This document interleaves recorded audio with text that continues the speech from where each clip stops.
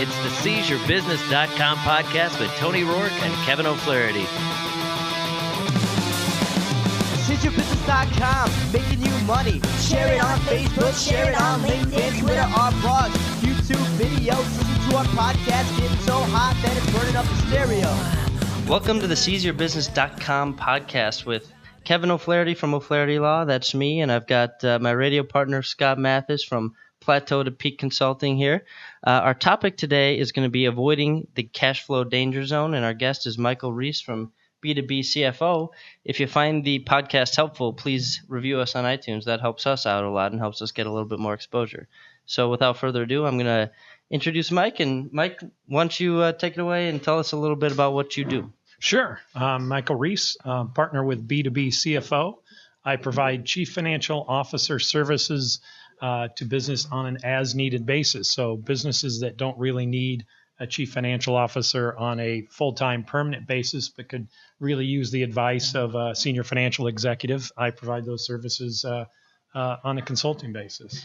What for people who are a lot of our listeners are just people that are getting started in business, and they're doing the CEO, COO, CFO duties, everything in between. Right. Tell me what a CFO will traditionally do for a business. Well, the CFO is really a strong partner for the CEO to help move the business forward and achieve the growth goals that the CEO has for the business. Make sure the appropriate financial infrastructure and financial strategies and financing for the company is there for it. Okay, so if we look at the CEO as kind of the vision guy that makes the ultimate decisions, the COO is the guy that makes sure the operation and staff are running the way they're supposed to be running. The CFO is the guy that monitors expenditures and helps plan financially. Is that a fair I'd say that's a pretty good summary, right? Okay. So a lot of people who are just starting in business can't afford to, have a whole C-suite class to help them on their board. We recommend, we've talked about this in the past, having creating your own board, even if it's from people that aren't, full-time on payroll. Right. And you can be part of that board is basically the way it works. Yeah, exactly. And that's the model that I work in my business is to serve as that part-time advisor, and be there to help through the, strategic issues as the business owner grows their business. So when someone meets with you for the first time to kind of see if it's a good fit, what does that initial meeting look like? And full disclosure, me and you are going to be having that meeting tomorrow. Yeah. Well, that first meeting that I get to know business owners is really about learning about them and their goals of what they would like to achieve with their business. Then I usually go into a needs assessment with them so that I can understand what the current situation that they're in with regards to the finances of their business, the financial infrastructure that they have. Talk to them about what their desired situation looks like. Where would they like to be in the future? Mm-hmm. And then talk about how I can help them get there. Okay. Well, that's a big weakness I've had in my business is, again, I started and I was the CEO, COO, CFO, chief legal officer, chief marketing officer, doing everything. And as we've progressed, Scott's come in and helped me out as being kind of a COO for me. Right. And one of the things we've been trying to build is, making sure that we actually have accurate financial data that we can plan with and, project out to the future. So as we're thinking, hey, we'd like to put a sales team together in Downers Grove and then, open up an office in Lake Forest, be able to make the projections of what that's going to cost and how that will influence, positively or negatively the bottom line. And that's what you can do, right? Exactly. And that you're thinking along the right lines. You're a very forward-thinking business owner that is thinking about those issues because you're not going to move forward if you don't, set those goals for yourself and, do the analysis and put the things in place that are going to allow you to get there. Do you, as a quick, do you have a checklist that you go in with to try to find out somebody's, I suppose, financial health or I don't know if financial health is a good way to put it, but where they're at on the spectrum of whether they're forward thinking or whether they're way behind or anything like that. Do you have a? I don't. There isn't really a cookie cutter to it. It's having the experience, having built financial infrastructures for several companies over the course of my career. I kind of have seen the gamut. I've worked in startup companies that were pure startup from ground floor and built them up, and I've worked in large corporations. So I think I have a kind of a broad experience base, to go from. But I really approach it as an exploratory venture as I kind of learn about the business and make my own assessments. And put that together. Are there any major struggles that most all companies have that are kind of across the board, size being large or small? Is there anything that you see all the time? I don't know if I'd say that there's any, common. I think something that every, business goes through is developing a culture around being on the same page with regards to the management team and the financial management of the company. Sure. And that begins with really, the small company, the business owner, it's kind of they're doing it all. But eventually, to grow the company, they have to share accountability with others in that organization, and building systems and processes in place that keep everybody on the same page. They talk a common language, so to speak, about the financial results of the company. So when they talk about gross margins, everybody understands what they're talking about when we're talking about gross margin as to what expenses are in that. And so that is something I think that's fairly common that every company has to go through. And you see companies at various stages of how sophisticated they are with that.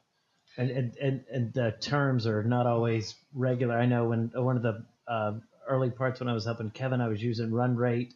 And I've used that with people, and they look at you like they have no idea. And it's not even that complicated, but people just don't know to use or have never used. And especially when businesses are starting out, they have no idea what words to even what to call. They know what it is. Yes, right. They just don't know what to call it. As you can imagine, in my business, there's a fair amount of education that goes on as I get in to work with business owners and the different levels of sophistication they are with regards to, the financials of their business. But that's part of my goal too, is to bring them along, and help them succeed in their business and achieve their goals. When you're meeting with someone who's maybe a new business owner or a small business owner, and they say, well, geez, it's just basically me and maybe a 2-person staff, or maybe it's just me right now.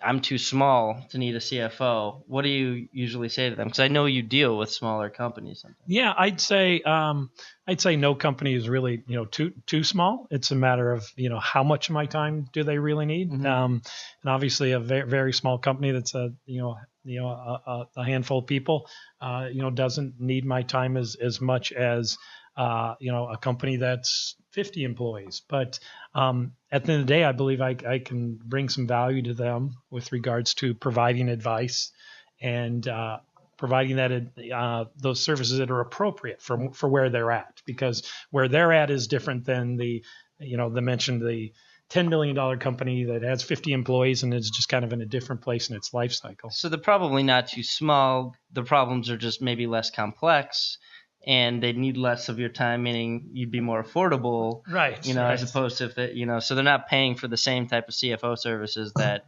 a 50 employee company would be paying for, because there's just not as much complexity that would go into the work, right? Yeah. And that's what I like about the model that I work in now with B2B CFO is I can be scalable like that. No, that's great. So we're talking today about avoiding the cash flow danger zone. You want to tell me a little bit what you mean by the cash flow? Sure. Danger zone? That's an issue that we talk about within our firm and is talked about in a book that the founder of our firm wrote. And it's really about that danger zone where a company that's in growth mode, in a sense, kind of outgrows its infrastructure and gets itself into the cash flow danger zone where your cash needs of your business are outstripping your ability to fund the business. And oftentimes that can be fatal. And that's obviously how a lot of companies fail, is they just they run out of cash, which is the ultimate scorekeeping in running a business. So when we talk about that, we really talk about step back a little bit.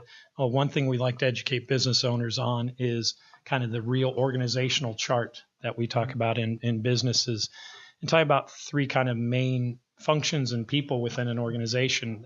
In the beginning of a business, the business owner and founder probably does all these things themselves, but eventually as they grow, they need to split their time between what we call being the finder, the minder, and the grinder.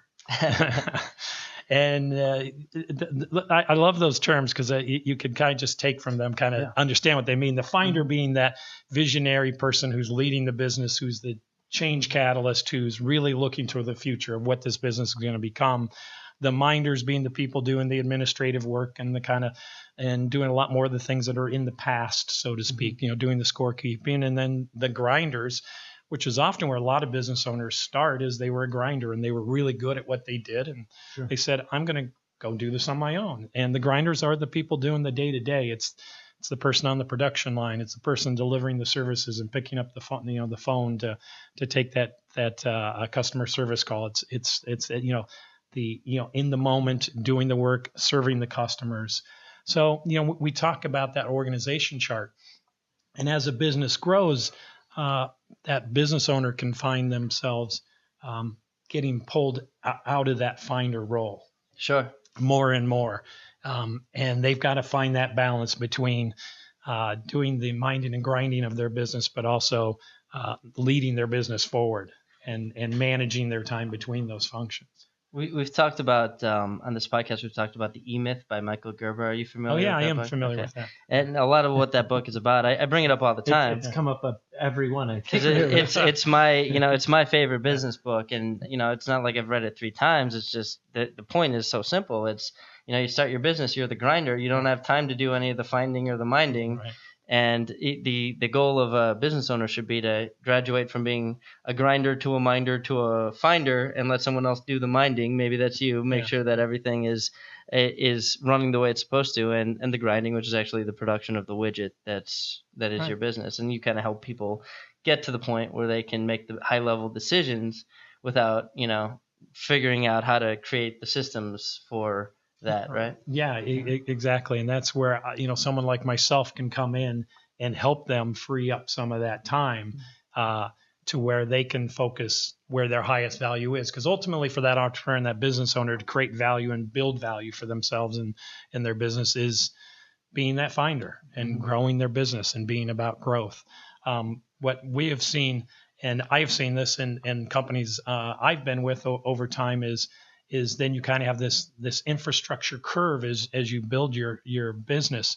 And at first you're as you go beyond the kind of solopreneur stage and you're building a business and you're hiring employees and delegating and building the infrastructure within your company, generating sales and cash for your business. That can be a really exciting time. But there's also a point where the infrastructure that you have can peak out on you, and you can, in a sense, outgrow, especially in high growth companies. There's a risk of getting beyond where your infrastructure is and outgrowing your infrastructure, and then that causing you problems. And sometimes business owners kind of start having some illusions, and they misjudge how well their company is doing if they're really not on top of it. Or they just make mistakes because they don't have good information to make decisions. And that's a lot about my career is making sure that information is there for the business owner to make good decisions to keep moving their business forward. And so they risk outgrowing that infrastructure, and then you can really run into problems. You can have a lot of symptoms that develop from that infrastructure being stressed. Delayed deliveries to your customers, which leads to poor customer satisfaction. You can have employees getting burned out and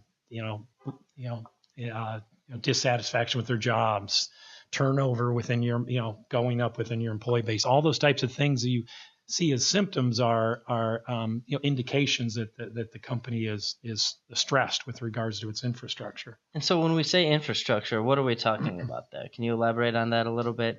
Is it systems, the right people, enough people? Yeah, I'd say it's kind of all those things. It's systems, processes, the right people, and the right seats. That's a term I've heard before, and I'd like a lot about having the right people in the right seats. And where I come in, my background is really in and the financial systems, the financial processes, and that part of the infrastructure that is there to help the CEO evaluate where the business is at and make appropriate decisions to move it forward. So you talked about illusions that some business owners have and making judgments based on those illusions rather than on the data. What are some mistakes that you see people making based on, false understandings of what their company is? Sure. I've seen companies make bad decisions with regards to what they charge for their product. Sometimes they get in a situation where they have a big customer, and they get pressed on price, and they make concessions there, and then they become dependent on a customer that may be a lot of revenue but might be marginal from a profitability standpoint. Those are very tough decisions to make. Talked to a business owner in the past year that found himself where 80% of his business was with one customer, and it was a great big customer. That's a scary place to be. That's a very scary place to be. And then when that customer goes away, what business that you thought you had really wasn't a business. Yeah, and I've found that beginning entrepreneurs I speak with often come up with that idea that the more I make, the better. So they're looking if I could break 100,000, if I could break 200,000, and they're not as focused on the margins. And if you have no margin, you made a really big number, say $1 million. But if you only take home $10, then right, you've really done no good. You're doing a lot. If you lose 100,000, then you've really. Yeah, because I think we all know, again, the bottom line, the net income you take home and the cash flow out of that business is the ultimate measuring stick. Right. Not revenue, like you said. You can do a lot of work and not get anything for it. And generate a big number, but yeah.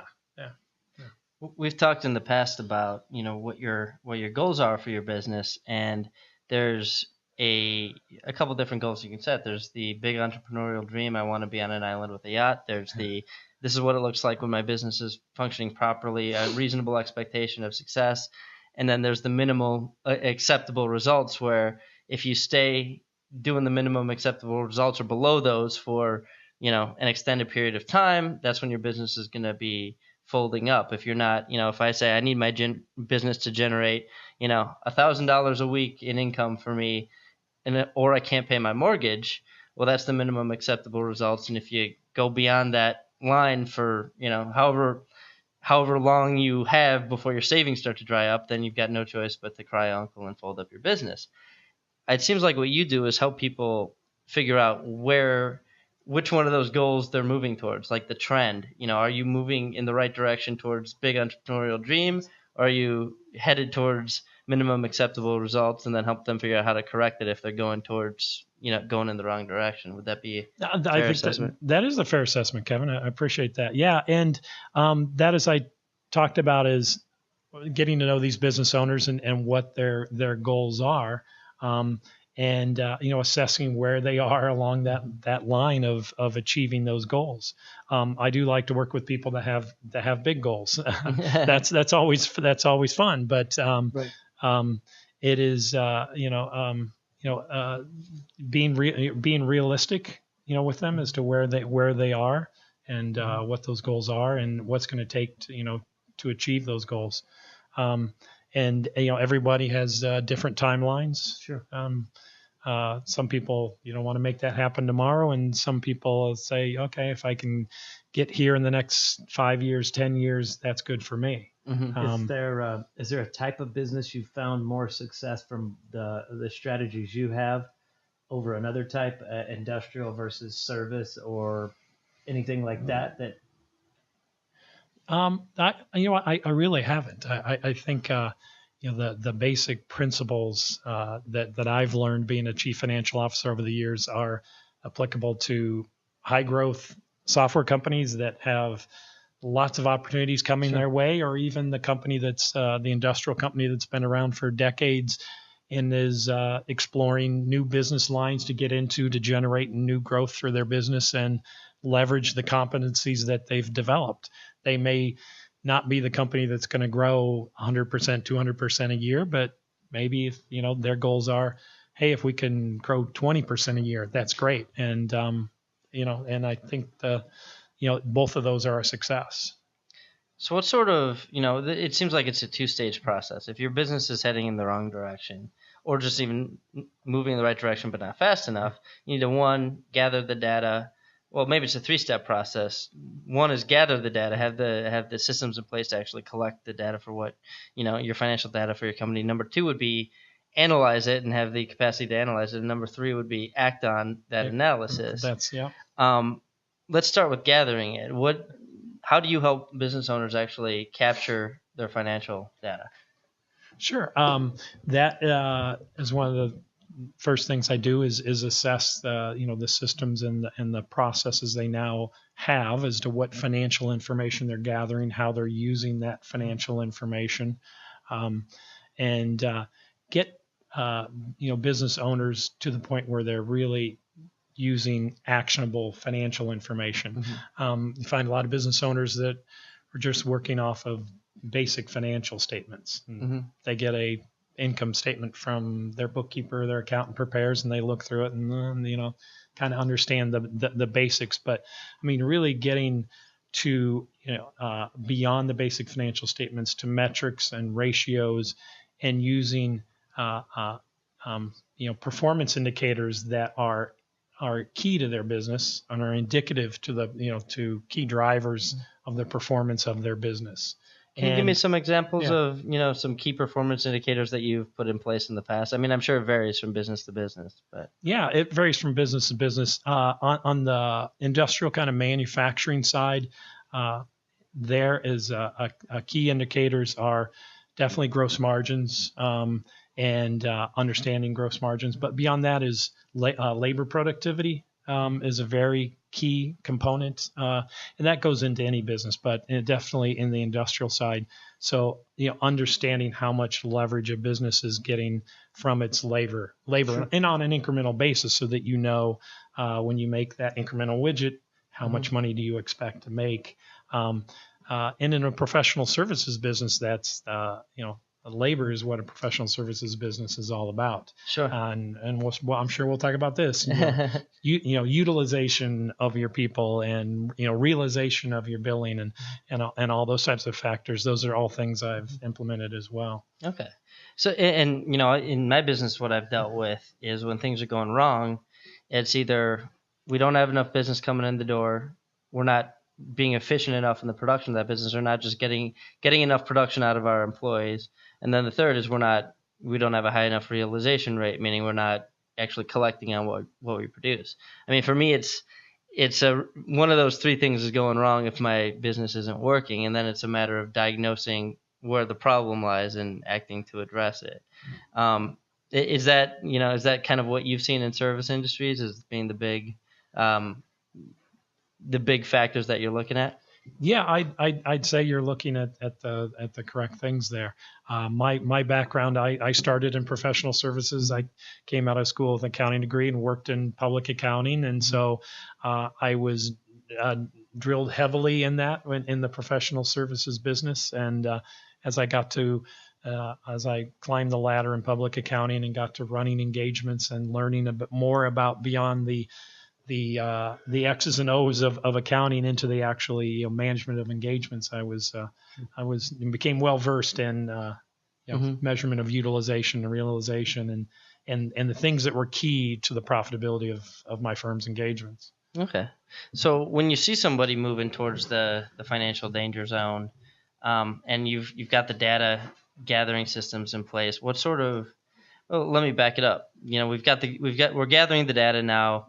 What sorts of reports either do you provide or do you recommend that people take a look at on a monthly or quarterly basis to make, like the gas gauge on your car, to make sure that things are going the way they're supposed to be going? Oh, sure. Beyond the basic financial statements, as I talked about, and taking a business and a business owner beyond just looking at those. Each business is different, so I think those things obviously need to be crafted to the particular industry, to the particular business. But getting to that idea of a lot of people talk about the kind of dashboard reporting, where they can see key indicators on a regular basis. Whether some businesses that's daily, weekly.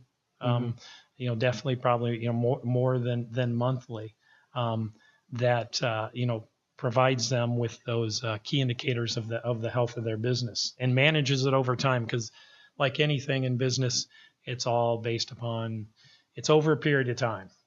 Are you moving in the right direction, or are Right. things going, as you mentioned, if things are starting to go in the wrong direction, that they're going in the wrong direction, so you can start working on the initiatives to, correct the situation. Tell me, a little bit about what dashboard reporting is. This is one of the things that Scott and I have been working on with O'Flaherty Law, but just for people who haven't been initiated into that, what does a good dashboard look like, and what is a dashboard? Sure. A dashboard is essentially, a central reporting mechanism for the management team of a business. Generally, a lot of them are done in graphical format. You can probably do them in many different formats, whether that's, charts and tables, but it really, tries to distill into a sense a single page, as I talked about those key performance indicators for a business as to what's important about your business, and those those metrics that you measure over time, that you keep track of, that are in a sense, the kind of lifeblood of your business, that whether these indicators are good or whether they're not so good, that as you said, in a sense, reporting this in a central mechanism in kind of a single page, so that you can be on top of your business. When I used to own a gym, and when we used to own the gym, it was part of a franchise, and they had a really sophisticated dashboard system.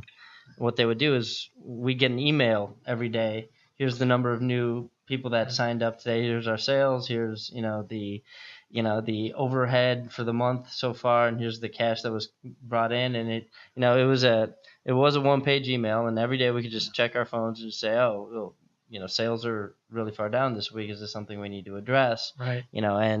So that's a really helpful thing. And like you said, addressing it on, a weekly or bi-weekly basis, as opposed to monthly or quarterly, you're able to attack the problem before you get into that cash flow danger zone. Yeah, exactly. Right. I think that's key, because time is money, right? As we all, everybody says.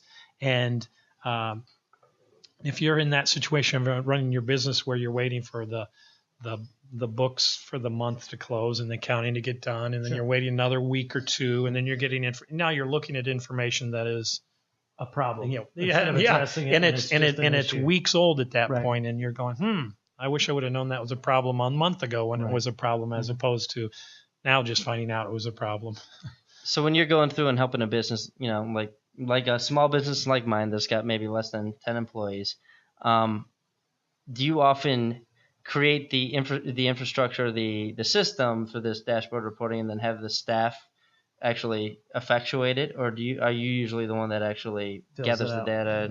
Well, generally is I work with the staff that the company has. I mean, that's part of my model is also one of the values I bring is a delegation model.